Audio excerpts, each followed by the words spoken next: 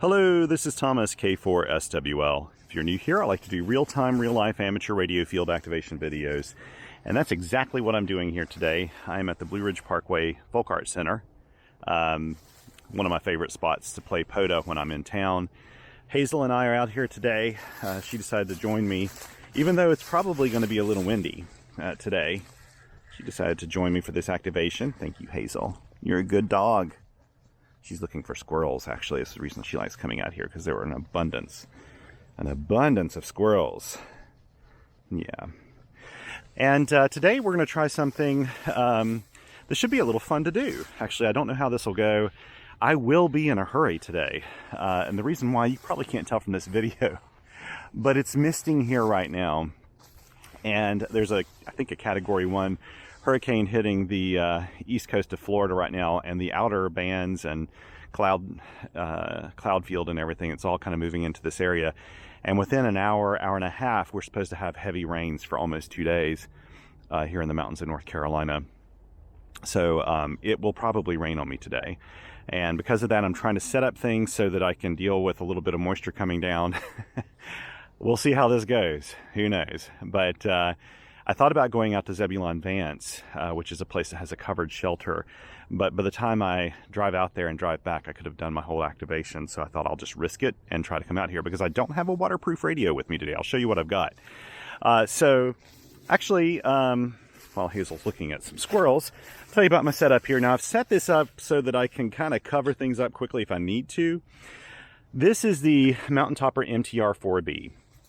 This will likely be my very last activation using this particular model or this particular unit.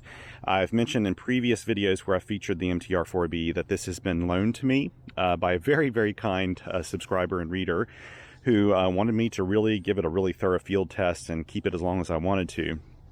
He was not in a hurry at all. He had this drop shipped from L&R Precision directly to me, and I have had a lot of fun with this radio. I think I've done at least 3 activation videos, but I've done more activations than that with this radio, and it's just a lot of fun. I mean, the Mountain Topper series is just kind of a no-brainer if you want a really lightweight, compact radio designed for activations, especially SOTA and, you know, Summits on the Air. It works really, really well. But anyway, I was telling him, hey, I'm about to pack this up and send it back to you because I just published my review of the MTR-4B. In fact, in this month's issue of the Spectrum Monitor magazine, which is November 2022, and it'll also be in qrpeer.com by sometime in early December 2022. But I finished my review and I told him, hey, I'm going to pack it up and send it back to you. I might do one more activation with it. I'm not sure. And he said, hey, if you do an activation, I got an idea. How about you pair it with a random wire and use the ZM-2 antenna tuner or transmatch to as like your pairing, with a random wire, and see if you can get it to work really well with the MTR-4B. I thought that was a great idea, actually. So we'll do that today, and hopefully if I can remember how to do this, I'll show you how to put the radio into straight key mode so that you can do tuning. I'll show you how the ZM-2 works. Now, I actually took this out about a week ago and planned to do a video, but I didn't bring my field recorder with me that I have today, so I didn't have direct line input coming in. And the MTR-4B, it has no volume control. It just kind of has a line out audio feed, and my amplified speaker actually has a volume control on it. But conditions were just so quiet that the receiver has such a low noise floor that it was really difficult for me to show how to peak out the noise on it with that speaker. You could just barely hear it. And so it just didn't work as a video. I just decided to turn off the video eventually. Well, I think I actually finished the video, but I'll probably never publish that because I didn't think it was a very good indicator of how to use this. And so I decided to come back today and do another activation and then use my field recorder, which I can control the audio a little bit better. Now, I will tell you that the side tone level on the MTR-4B is a little on the high side. So my side tone is going to be loud compared to the signals coming in, more than likely. But I don't want to, I don't have a dielectric screwdriver. There's actually a place on the back of the radio here where you can insert a dielectric screwdriver, I think a Phillips head, and you can change the side tone level. I don't have one of those with me. I'm not going to turn it down. I want to leave this for its rightful owner to do that. and I didn't want to take apart the radio to do it. So, and this isn't my radio, so I want to protect it from any rain that may be coming. I worry less about my other components. I worry about the radio. So I've tried to set this up so that I brought this extra backpack with me, and hopefully I can throw things in there if it gets really bad. I'm using my Write and Rain notepad, which may actually ensure that it doesn't rain on me, because every time I've used this, the rain's held off. It's kind of like the opposite of washing your car and then the rain comes in. Well, when I use my rain gear, the rain doesn't come, so maybe we'll be okay. I'm sure Hazel won't mind that. Not that she's paying any attention at all. She's just looking for squirrels. She sees a squirrel down there. That's the reason she's so focused. I need to probably rein her in a bit, because if she decides to dodge and just and bolt for it, she could hit my antenna. Let's talk about the antenna real quick. That is the Tufteln 9-to-1 random wire antenna. I've used this a whole bunch. I really like it. It has a 31-foot radiator and a 17-foot counterpoise. And that's what I've got hooked up to the ZM-2 today. And Hazel, why don't we come over here a little closer, okay, girl? Let's move over here. Whoops, sorry. Let's move over here, girl. Come on. I know you want a little squirrel time, but maybe best if you don't, okay? Just stay here close by. Stay here close by, girl. Yeah, she wanted to come out with me this morning. If it's not raining too badly, we may go for a little hike here. The Mountains to Sea Trail is actually right there. In fact, pro tip, if you're a POTA activator and you come out here to the Folk Art Center, if you just set up there's a picnic table right over there that just is right on the Mountains to Sea Trail. You actually can do this as a twofer, one for the Mountains to Sea Trail and for the Blue Ridge Parkway. So do that. I rarely do that, to be honest. I don't know why. The Mountains to Sea Trail is all over Western North Carolina. You can hardly miss it. It's here everywhere. But I don't think I've ever actually done that as a twofer. I could actually register some of my old activations as twofers if I wanted to, I believe. Now let me get my glasses on here. I'm not going to use electronic logging this time. Now here's where I hope I can remember how to properly do this, okay? Let's see. Now I've got the radio on already because I needed to set up the audio. Now let me tell you up in advance, when I use my digital recorder, sometimes on YouTube kind of phases out the CW audio. If you're not hearing CW audio, likely you're listening with a mono speaker. Try to listen with earphones, stereo earphones, or with stereo speakers, and you should be able to hear the CW just fine. Well, I'm feeling the mist come down right now. I better get on with this activation. So, here's the ZM-2. Let me just make sure I have got this. Here we go. Yeah, it's starting to really drizzle now. I'll have to put up some of this stuff probably. So first of all, we need to put this into straight key mode. And you can do it one of two ways with the Mountain Topper. You can put a straight key into the paddle connector and turn it on, but the straight key, the patch cord, the audio patch cord needs to be a mono patch cord with just two conductors. It won't recognize it as a straight key otherwise. I don't carry an extra patch cord with me. I just use the normal one I have for my key. But there's another way you can do it. You can hit FN, and now it's in straight key mode. You hit FN and RIT. You hit those two, that and then that, and it toggles between electronic keying and straight key, and then you use your right side. Okay, so now let's try to tune this. Now the way I do it is I usually set these both to 6 o'clock, and then I start to tune around. I've got it in operate mode right now. We'll put it in tune mode when I actually start to tune it. And I listen for a noise peak.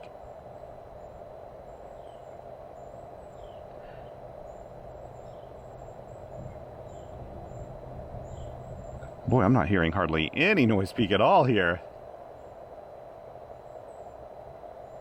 It does on ground.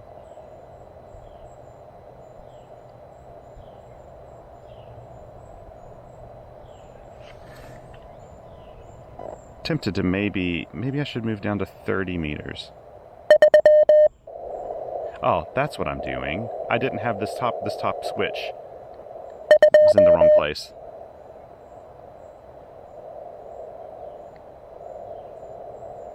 You hear how it sort of noise is sort of peaked right there. Let's see how this works. Now, this will tell me when I'm in straight key mode. The radio will tell me what the SWR is when I key down. SWR is 4.5, that's pretty high, right?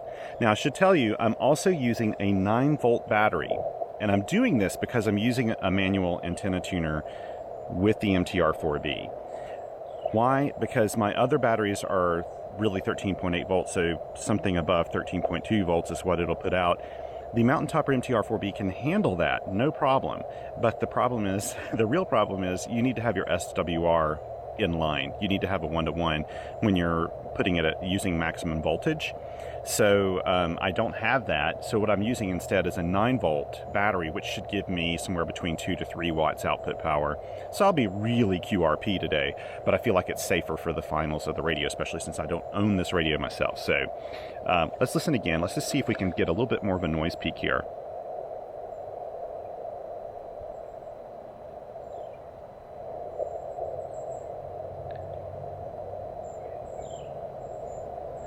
Okay, let's try this again. 3.9. Now what I'll do, I can't show you this easily, but I'm going to try to peak this. Let's see what we can, oh wait, let me put it in tune mode. And what I'll do now is use the LED that's on here. See how that's bright? So what I'm going to do is try to...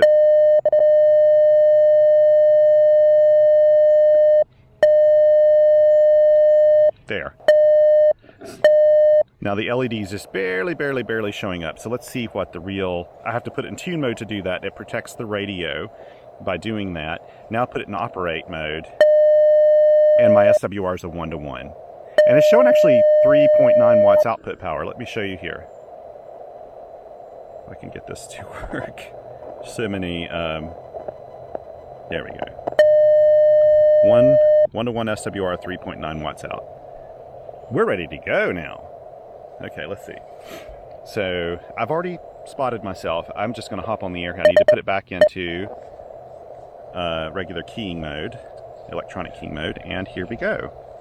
I'm just going to use, now let me think here. I can't remember if POTA is M1. By the way, I'm not sending QRL ? Because this, I've had this on for 5-6 minutes, and there has not been a single person on it. No, I was talking and I can't remember. Was that POTA? Yes, it's POTA. Okay, good. Good, Thomas. Okay, so we're doing 20 meters, evidently. 20 meters CW. What I'm trying to do right now is get the reverse beacon network to pick me up.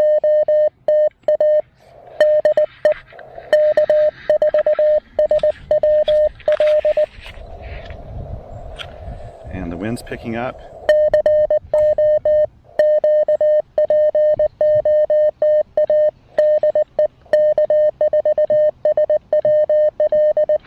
So to reiterate what I did incorrectly to begin with, the reason I wasn't hearing an audio peak, this slider switch, all three slider switches have to be in the same fourth position. So this one wasn't in the fourth position for 20 meters. These two were. And that means that that I wasn't going to hear all the audio that I needed to hear to do this, so it wasn't fully in 20-meter mode. It's one thing to notice with the Mountain Toppers: if things don't sound right, check those switches. It's a little harder to see on the MTR-4B.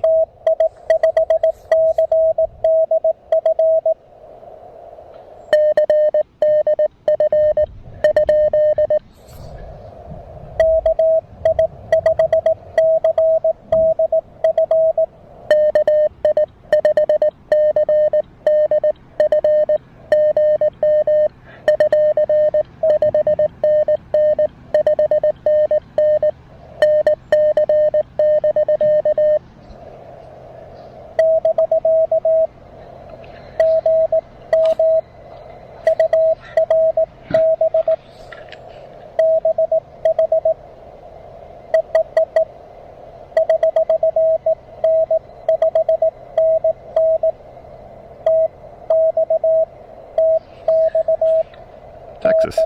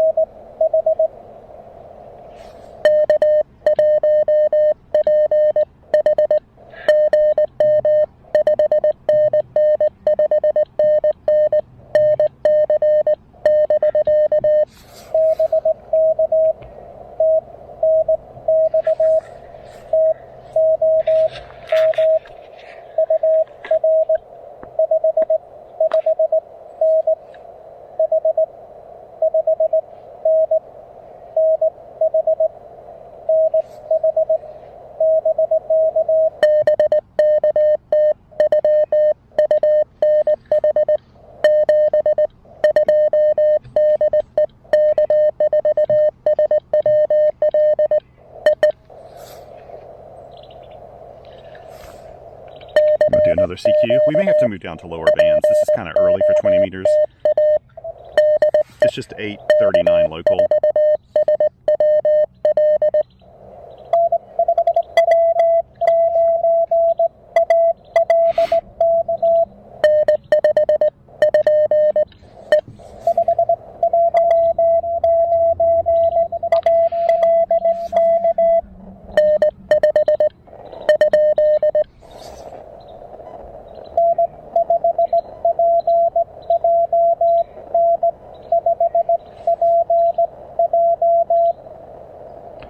Okay.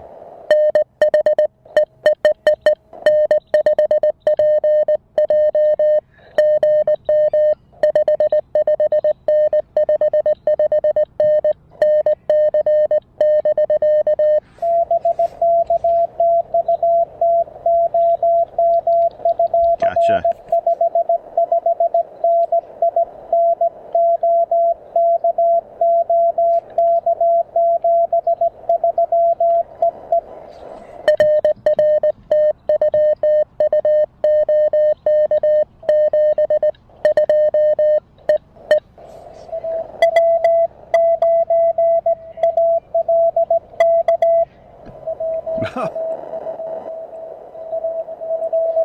I think I was right. Am I out of pins here?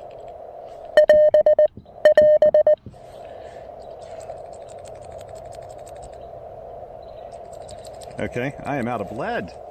Gotta get another pencil here.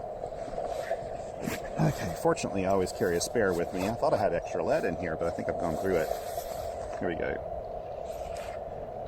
Okay, let's see.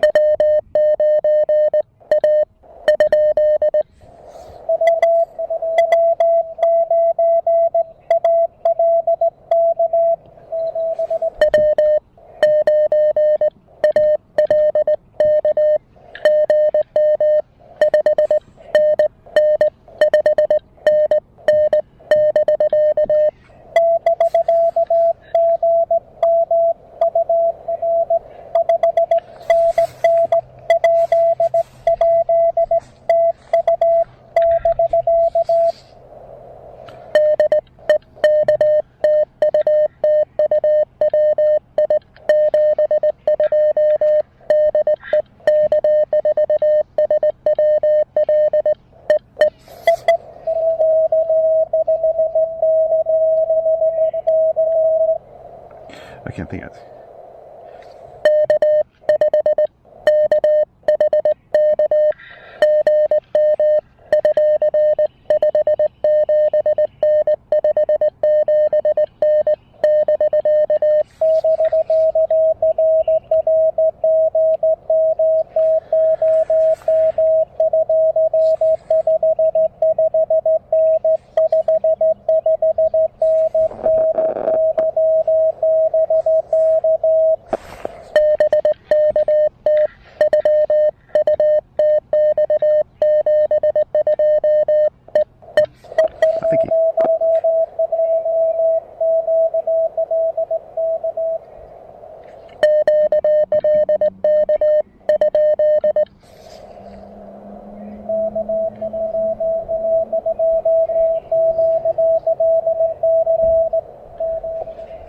Let's see.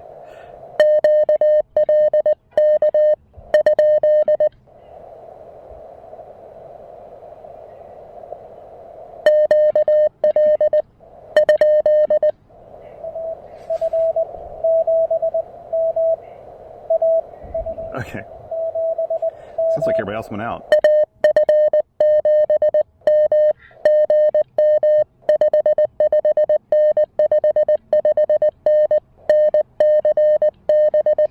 They may have faded out with some QRM. In fact,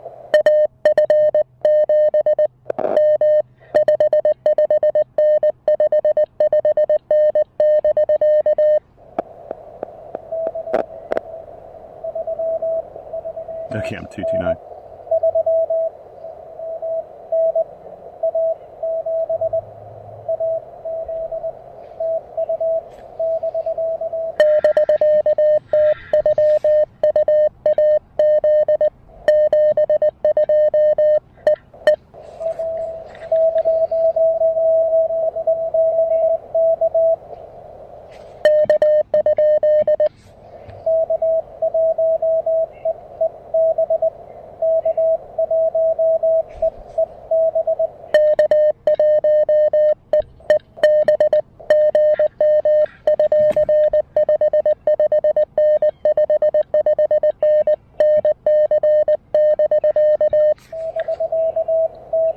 keying sounds really rushed today, and I'm sure it's just because I'm trying to beat the rain.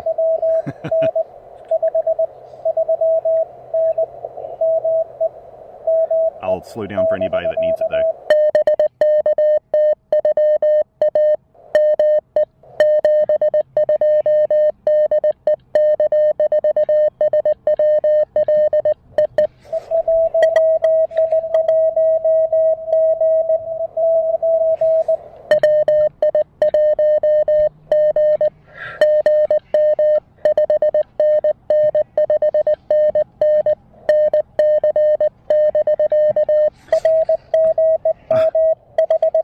Keep breaking your leads.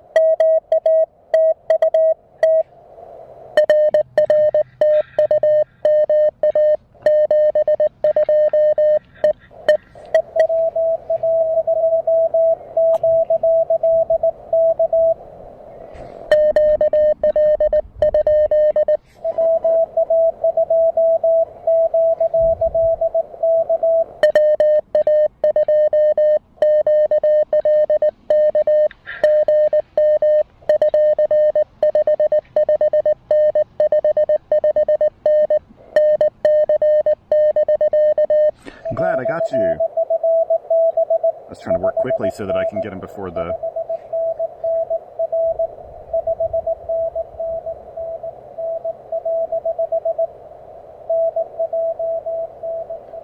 There we go, New Jersey.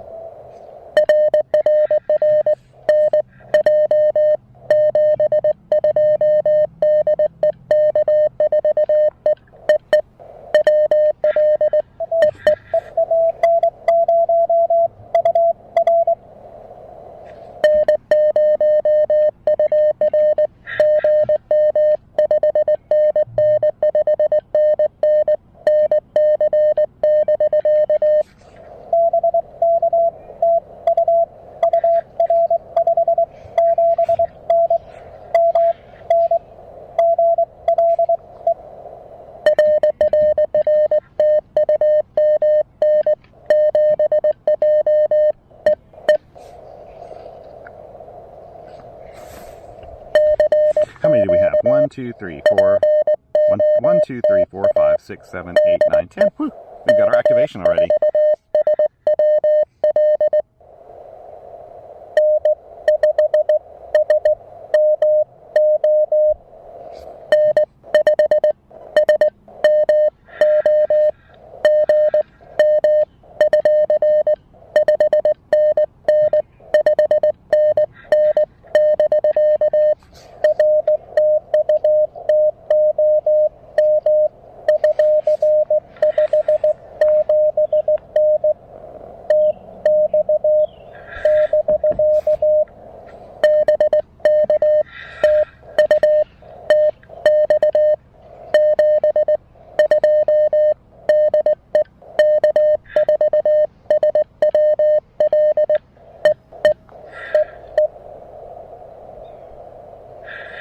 Taking photos here while I'm sitting here.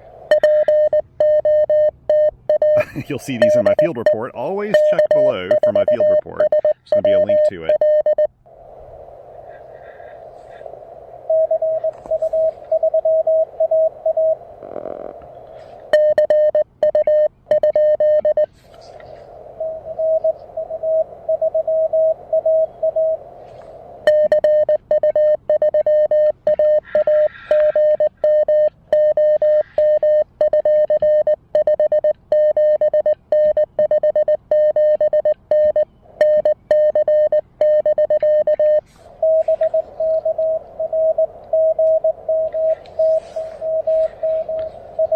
Good to work a CU today.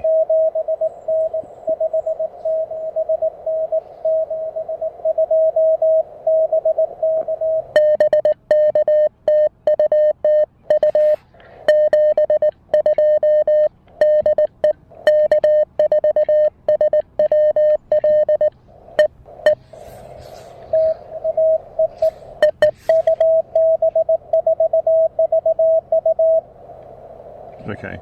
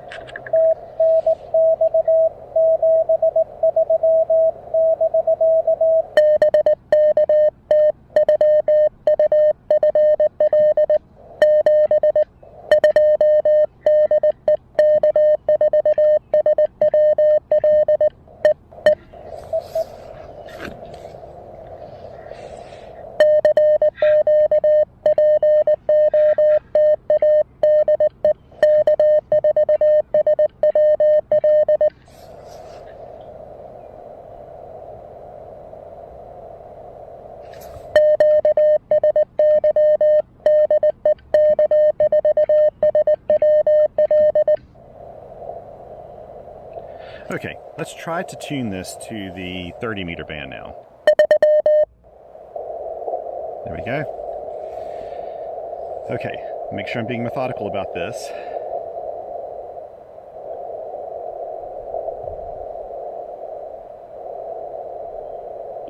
Boy.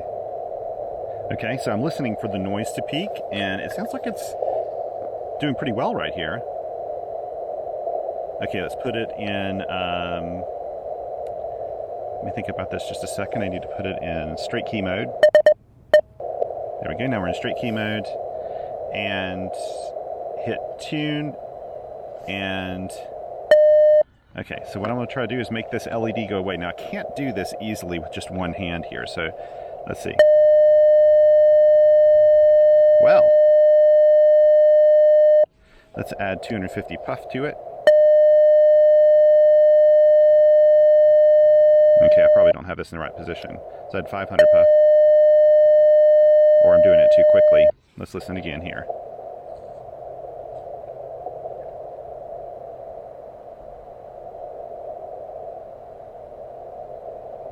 There's an art to this.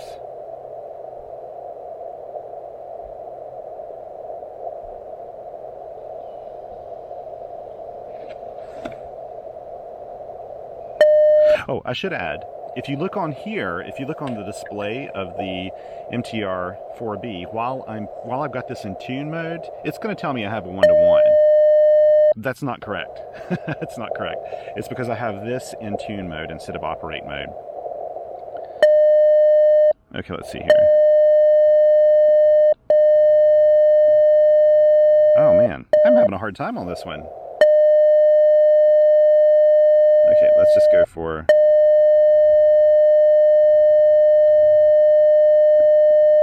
That looks like the best, but you know what? I may not get a good match here on 30 meters with this for some reason today.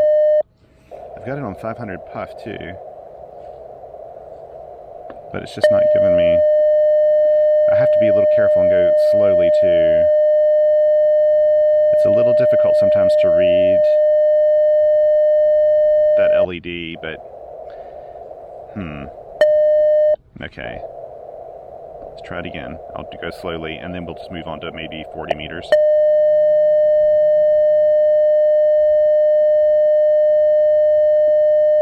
Okay, I can't see a good path to a low LED light. By the way, this is protecting the radio when I have it in tune mode, so I'm not too worried about that. Let's go down to the 40 meter band and see if I can get it. Don't think that this can't necessarily match this antenna. I'm probably just not doing it correctly right now.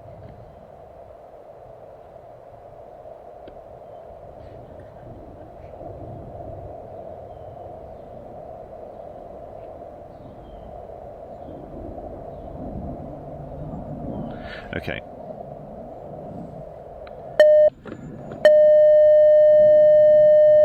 There we go. So it was a little easier to do. Now let's see what the real SWR is. The real SWR is 1-to-1. There you go. It could have been, now to be honest, it could have been I didn't try this. It could have been, I could have put it in operate mode and checked it, and it may have been that I actually had a lower SWR than I believe I did when the LED was getting dim. When the LED all goes out, then you've got an excellent match. So anyway, looks like we're doing well right now. I'll double check one more time. We'll look here on the radio. Now they've got it in operate mode. And let's see, so you can see this. 1.2 to 1, that's perfectly fine. Perfectly fine. Okay, I'm feeling a little more rain. Let's see if we can catch a few here on 40 meters, and then we'll move on. I'll have to pack up. Oh, there goes my telephone making noise into the radio. 40 meters. What time is it? It's still 1300 right now.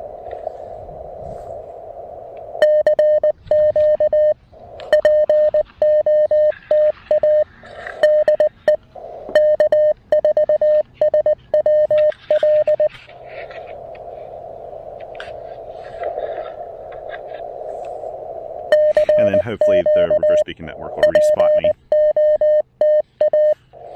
This thing right here is in the way of riding.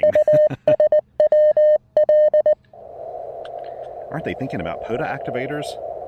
Oh, whoops, I need to put this back in.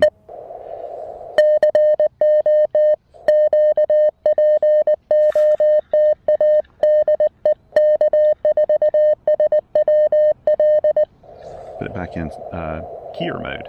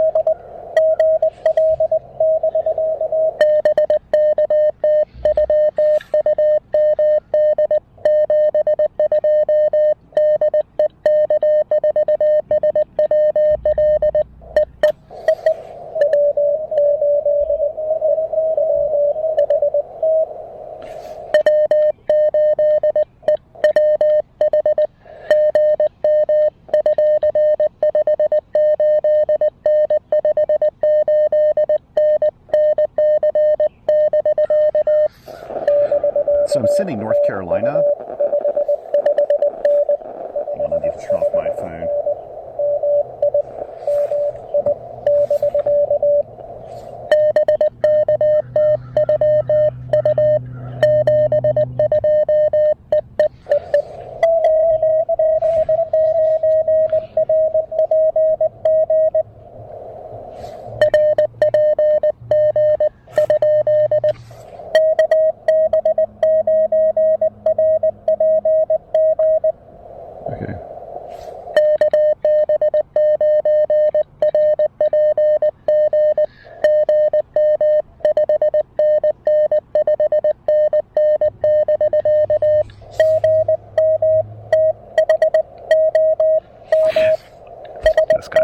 So I include North Carolina because the Blue Ridge Parkway is in 2 states, Virginia and North Carolina.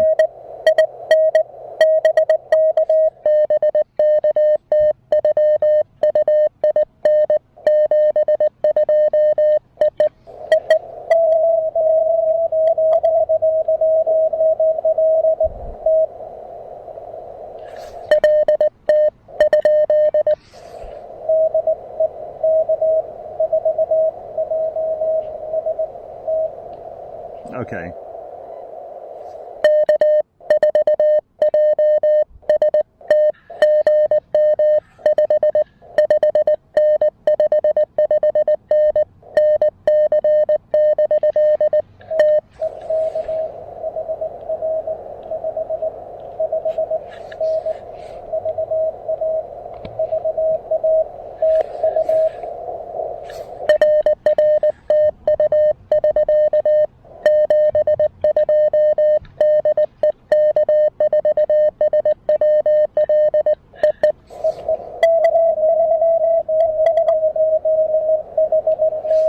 I think I heard K3ES.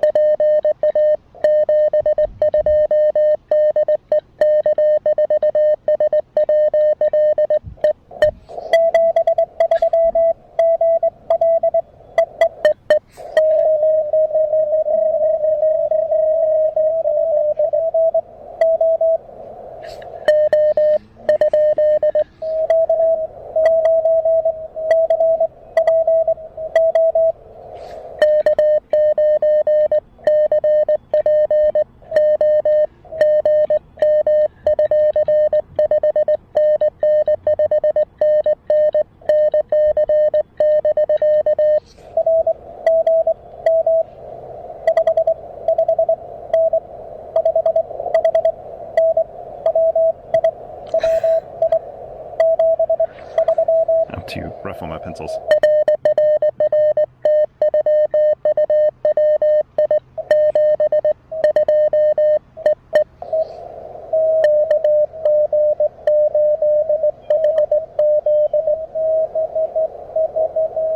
Oh, wait.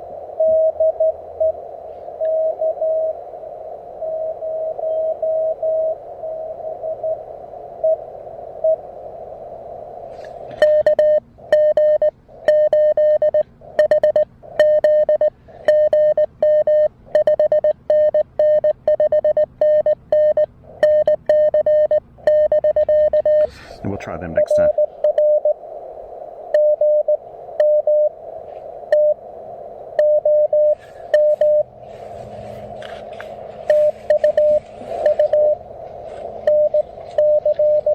Oh, sorry, Hazel.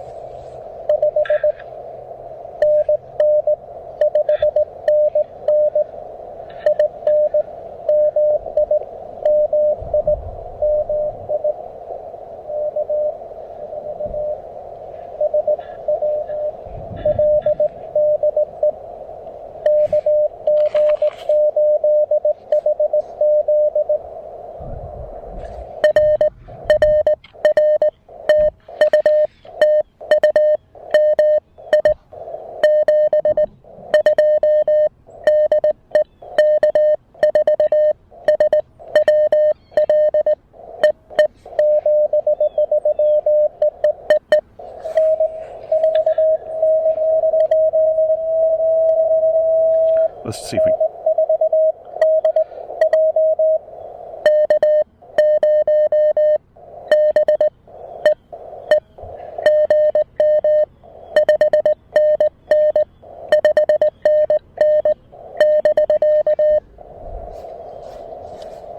Oh no, did you move?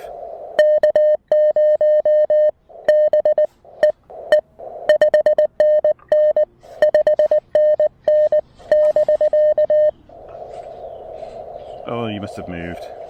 Okay.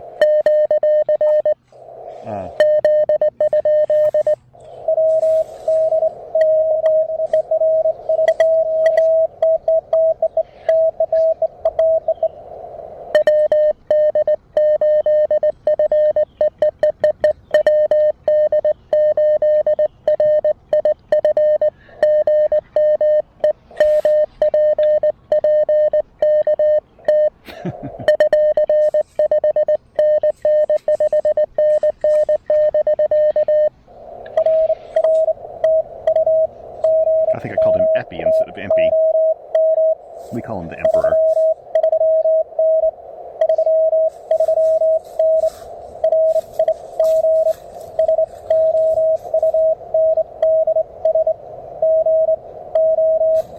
Oh, good.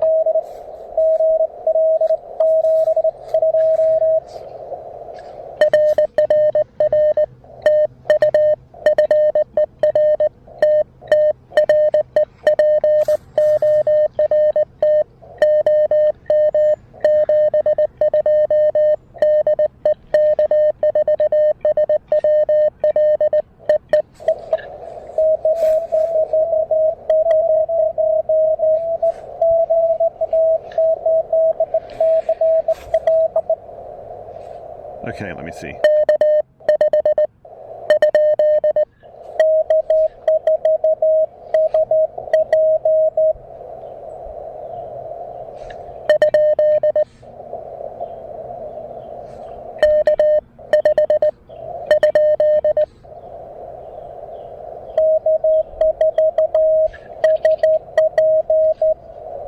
Okay. I think I got that right.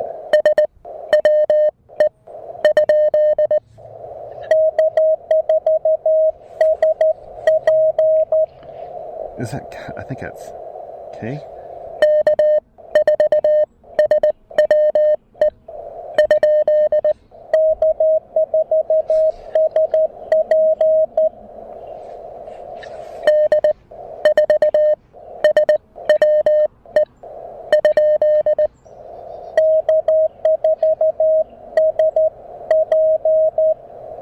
Okay, maybe I think that's a K. That has to be a K.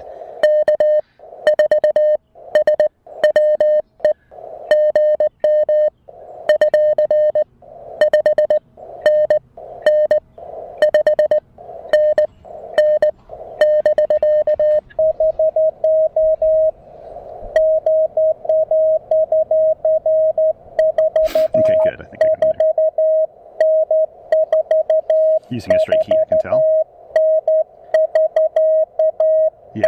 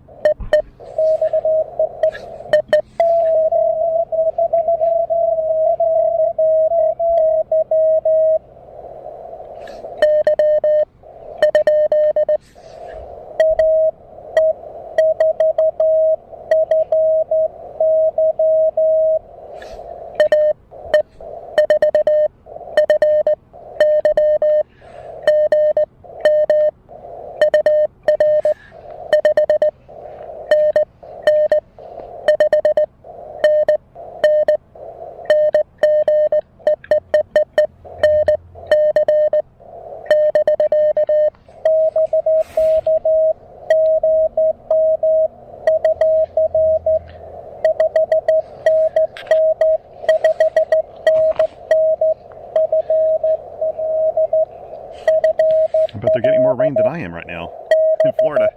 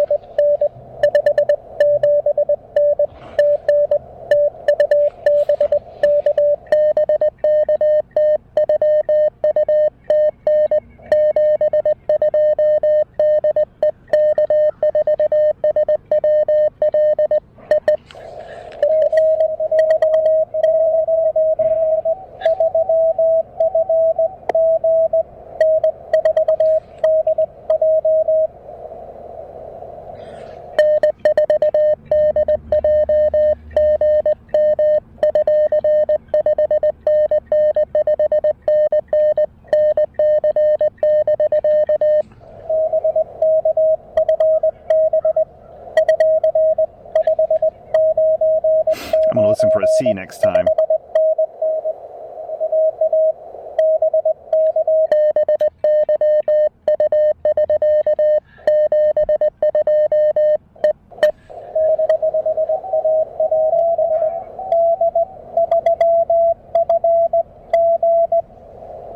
Okay, maybe that's it. Okay.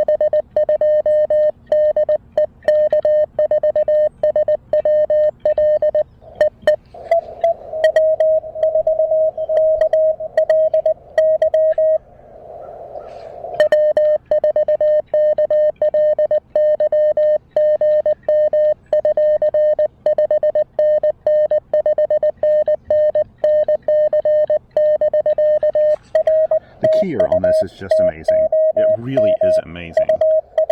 The timing and everything is just perfect.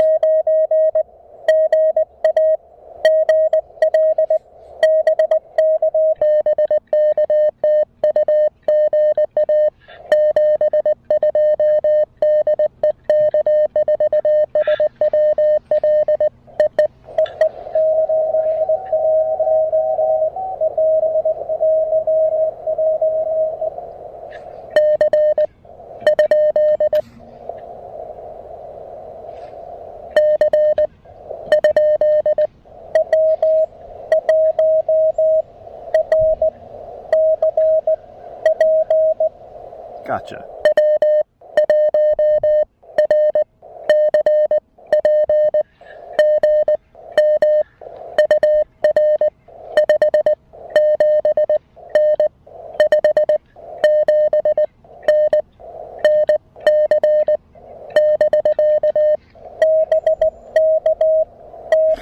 I was hearing you in there for a while, but could only hear the C.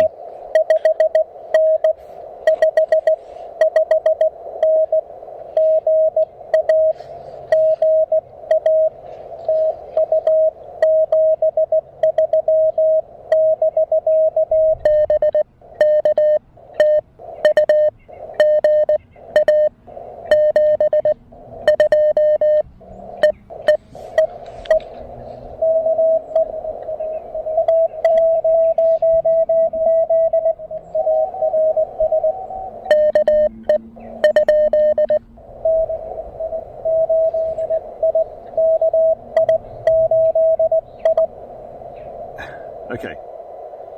Okay, I think it's KI.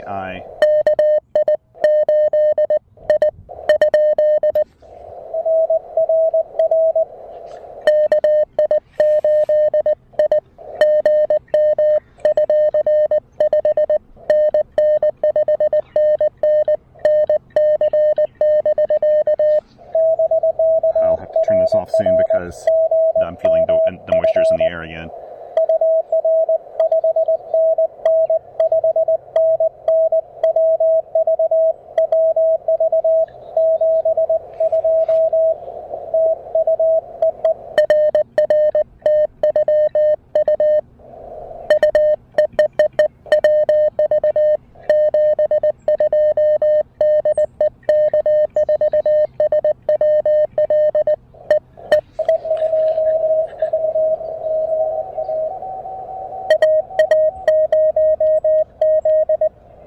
Oh.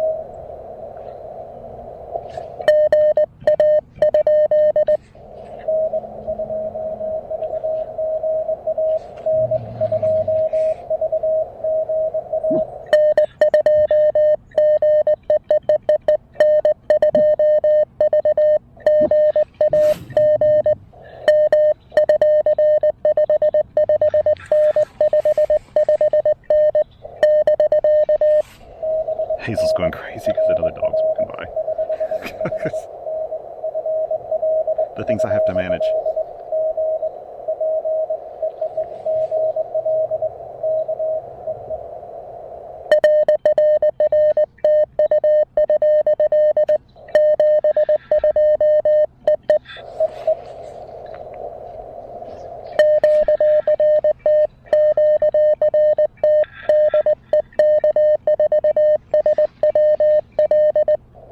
I've got to turn it off.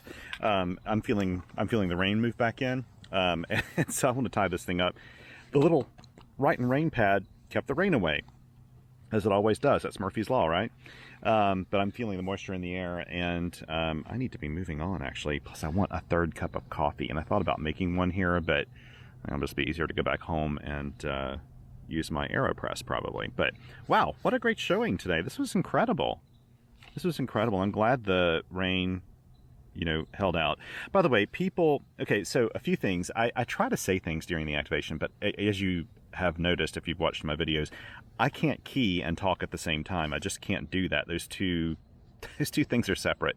It's just like in French. I can speak French or I can speak English, but I'm not good at doing both, like in translating and stuff. I'm not good at going back and forth over and over again. So I struggle to talk during activations. But basically, you'll notice sometimes that I send, in my exchange when I'm ending, I'll say, Roger, Roger, thank you, 72 DEK4SWL, and then dit, and I'll end it that way. That's the proper way to always do it. If you have a pileup going or you're working a lot of stations and you want to truncate that, there's nothing wrong with just saying, thank you, 72s dit. You could do something like that, or thank you, and then mention the state or province, and then say 72 and dit. But what I do when I do that, I rotate it around so that the next go, if I remember correctly, I put in my call sign at the end of the exchange. That way, I really don't like hearing stations, and I do hear this occasionally in POTA, not very often in POTA, not even that often in SOTA, to be honest, but you can tell that people that come from a contesting background, they just won't send their call. They just let the spot do their call, and you'll just hear them working stations, at really rapid pace, and they just don't send their call. And the problem is, if you're at a park as an activator, and then you hear somebody on the band and they're not sending their call sign, you don't know who they are. You may hear a lot of people working them, but you don't know who they are. And so that's one of the reasons why. It's rare to hear that. But I would just say, if you don't end with your call sign in one of those quick exchanges, do so on the next go, so that every other one you're putting your call sign in. Yeah, and I like I mentioned, the Blue Ridge Parkway is a multi-state POTA entity. Any of those trails, like the Appalachian Trail, a lot of those other trails, they go through many states. So technically you're supposed to send your state when you do that, so people know that you're at, K3378 in North Carolina, right? I often forget to do it. It's not that big of a deal, but technically you really should, and someone could ask you what state you're in because of that. Yeah. But what I was saying about the keyer is the keyer in the Mountain Topper is just top shelf. Like, I took my Xiegu X5105 out recently, and I like that little radio. It's a neat little radio. In truth, it's probably, sounds really bad. It's probably my least favorite of the portables that I take out regularly, only because it's just a little clunky, and I don't like the audio so much. I'm going to try putting an external speaker on it to see if that improves the audio. But the receiver, I've found that in pileups, which happen more and more while band conditions are good, I just find that the receiver is not good enough to handle that so well.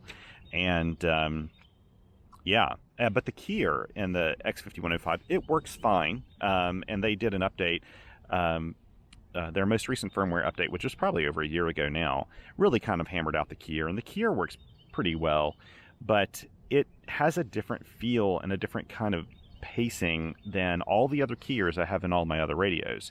And the Xiegu products kind of tend to be that way, and it's for that reason that I have more accuracy when I operate those, not in QSK or full break-in, but I operate them with maybe a 200 or 300 millisecond delay, so that there's no switching in between. I find that my keying is a little more accurate. The Mountain Topper series, the MTR-3B, the 4B, all the predecessors, those were designed by a CW operator, and the keyer is just phenomenal. Like I think I'm more accurate with this radio than I am almost all my other radios. Well, I shouldn't say that. My Elecraft, my TX500, my ICOM IC705, and the FT817, and my Mountain Topper series, all those have just basically flawless keyers. They just work the way they should. They feel right.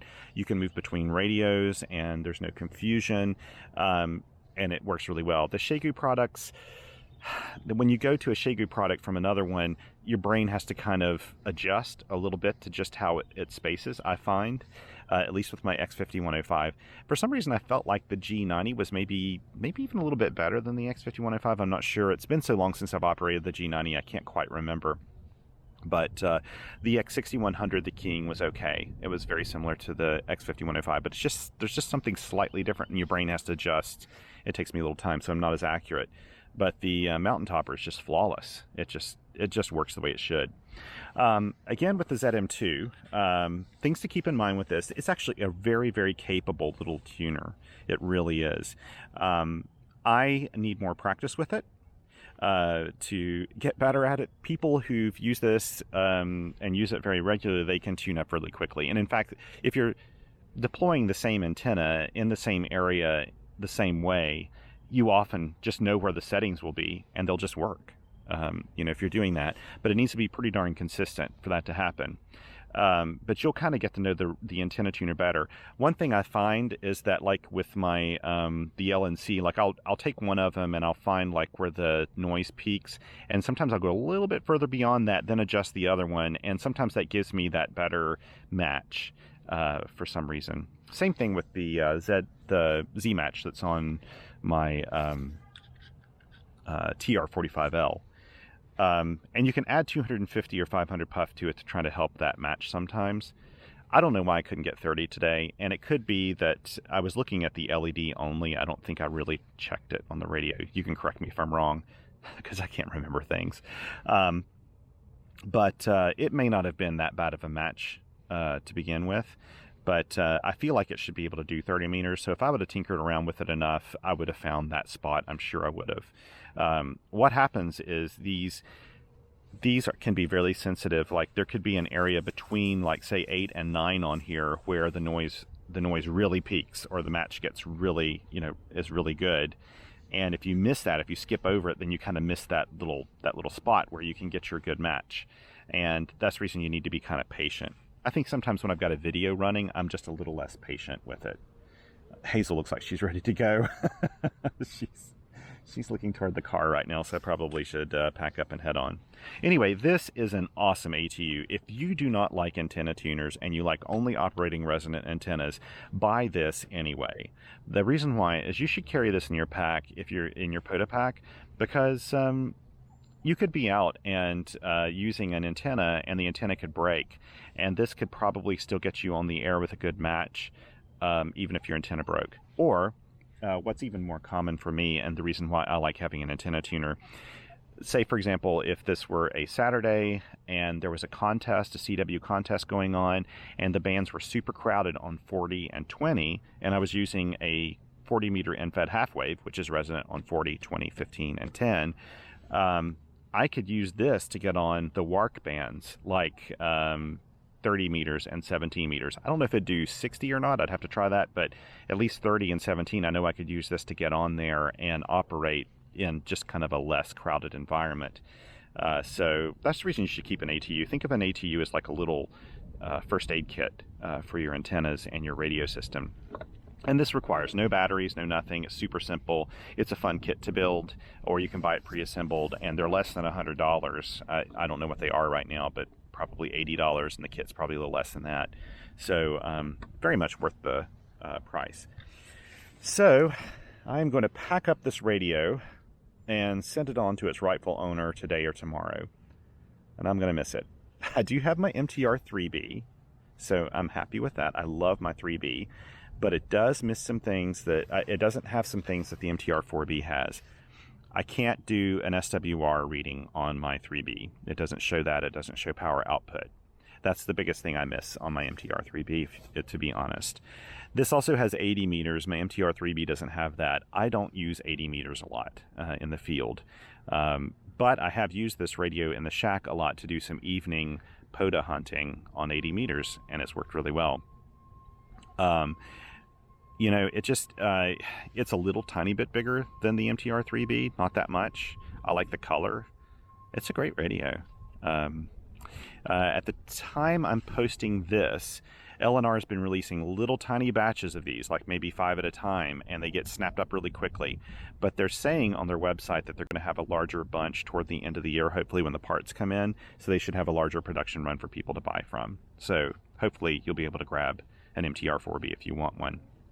Again, I have to thank my reader and subscriber, great fellow, for lending this to me. Even told me, don't worry if you get scratches on this. That's perfectly fine. Use it as you would any of your other field radios. And I've done that, and I've tried to keep it in good shape, and I've tried to keep it dry. And you know what? The drizzle that was coming down a second ago now seems to have disappeared again. So I didn't even get your radio wet today. But this is a phenomenal little radio.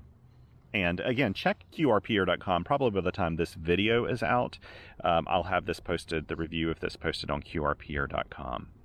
And yeah, anyway, I better pack things up here. Let me take my headphones off, and let's see if I bet that Miss Hazel is ready to go. Are you ready to go, girl? You ready to go? Did you see any good squirrels? Did you? I bet you did. She lurched for one a second ago, and I thought she was going to rip my coax. Usually, I would, you know, just pull on it and pull the antenna down or something. Usually, I try to keep her away from all the antenna stuff, but today I just do it. For some reason, I was thinking she'd probably be pretty chill this morning, which she was. She slept behind me a lot of the time during the activation. She probably wants to go for a hike. You want to go for a little walk? Maybe we'll go for a little walk since the rain's holding off a bit. I don't mind, actually I don't mind hiking in the rain, but we'll go for a quick little walk here. I think you'd like that. Okay, enough of that. Enough of the doggy time. Let's pack things up, and thank you so much for joining me today. I hope you get a chance to go out and play some radio and maybe take your canine friend with you. And thanks for joining me, though. I know these activation videos are not for everyone. I also wanted to mention, I try to do my best so that you can always see the logbook for all those of you who are practicing CW. I try to do it so you can see the logbook, because I would love to, people have asked me to do this, I would absolutely love to add captions to my videos with all the CW in there. The problem is I just don't have time to do it. It would take me so long to do that. The videos, to shoot them is pretty easy. I'm here now and I just turned on the camera, and obviously there are no edits in this. But and to upload them takes me time if I'm doing it from home because of our slow internet connection. So editing the video is not a big deal. Or post-production on the video doesn't take me too long. But writing up the field report that I do at QRPR.com, that usually takes me 3 to 4 hours to put all the photos together, the QSO map, the video, all the notes, because I like putting all that stuff in there so people can see what their setup really was that day. All the links to everything, all the notes of why I chose the park and all that stuff. I like doing that. If I put in captions, that would at least add another hour or 2 hours to my work. And if I did that, I would do less videos. I could probably put captions in, but I'd probably only do a video every week and a half or something. I don't know. So what I'm trying to do instead is just show you what it's like here on the pad. And in those activations where you can't read the notepad very well, I'll always post the logs on QRPR.com for the activation, so you can go back and check your work.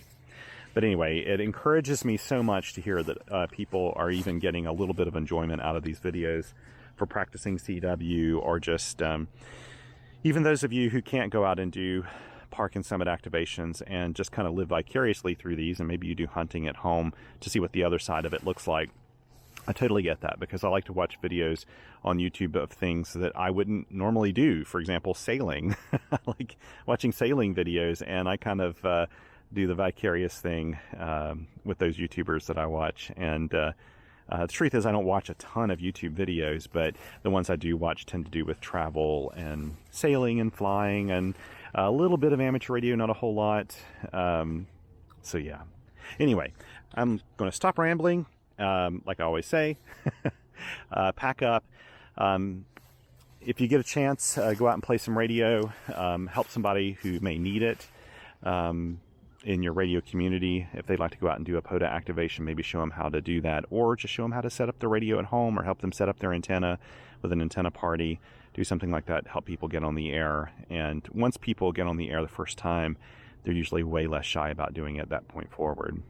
And of course, let's all take care of each other. All we got on this whole planet's each other. So be good human beings. And until next time, take care and 7 3s.